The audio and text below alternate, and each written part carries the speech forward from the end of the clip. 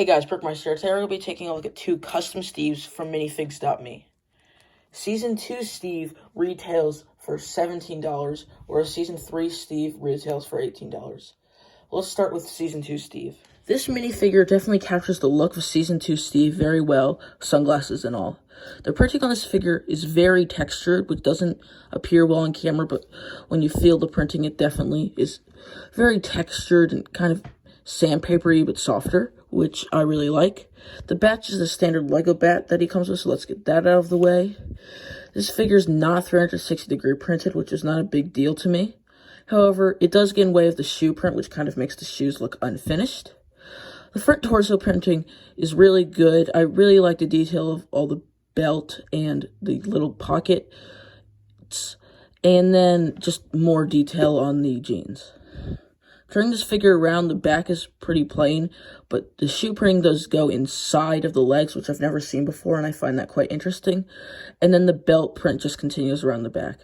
Nothing else on the back of the torso, though. This sunglasses face for Steve really captures that smirky look he has throughout Season 2, and I just love the sunglasses in general. It's one of my favorite parts of his character, just him wearing sunglasses a lot. I do find this figure's head sticks to the hair a decent bit, but speaking of the hair, it's a really good match for him. The back of the face I don't like as much. It doesn't fit him that well, I don't think. I think it would fit Jonathan better. But that's it for Season 2 Steve. Let's move on to Season 3 Steve. This figure I have quite a few more qualms with. Ultimately, the design of this figure is very nicely done, especially that head print with the scars from when he's interrogated by the Russians. The hairpiece, I think, works quite well, but then when we move down to the front printing, a problem occur. This printing came very faded and scratchy, kind of looks like a very pixelated TV. And this figure also suffers from lack of 360-degree printing because this shorts printing just ends, which is a very awkward and weird transition. This figure, once again, has no printing on top of the feet, which makes the shoes look kind of odd. He does, however, include this really nice custom hat, which doesn't include this 1x1 stud. I just have to use that to make him be able to hold it. And then the back is definitely a lot more detailed than the last Steve.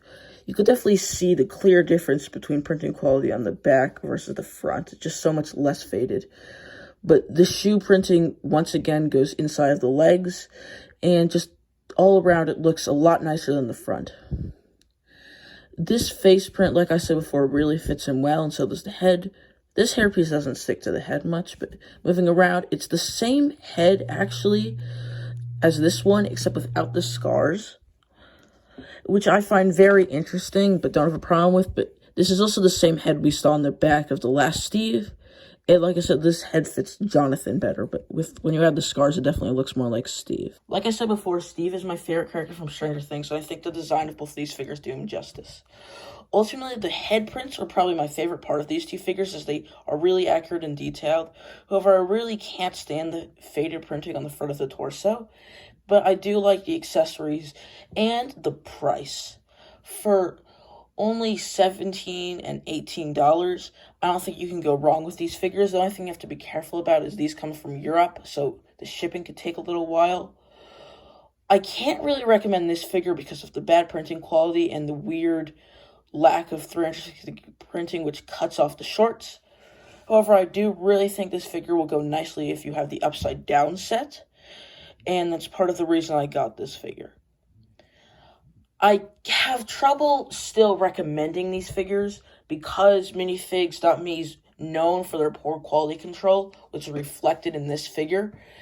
So I just say you can risk it for the biscuit, but it's a risk nonetheless.